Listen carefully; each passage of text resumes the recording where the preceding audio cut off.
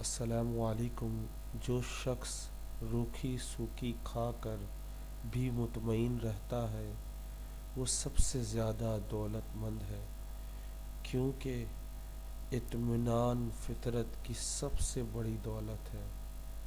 سکون لوگ ڈھونڈتے ہیں پتہ نہیں کہاں کہاں، اپنی خواہشات میں لوگ سکون ڈھونڈتے ہیں کہ آئی فون لوں گا تو خوشی ملے گی، اس لڑکی سے بات کروں گا تو خوشی ملے گی، اس سے دوستی کروں گا تو خوشی ملے گی۔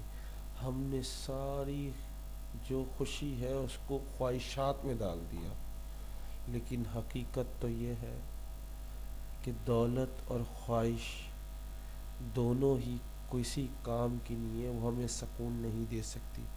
سکون جب ملتا ہے جب آپ کسی کے ساتھ اچھا کرتے ہو، کسی کو دو روٹی کھلا کے دیکھو، کسی کو کھانا کھلاؤ، پھر دیکھو کتنا سکون ملتا ہے۔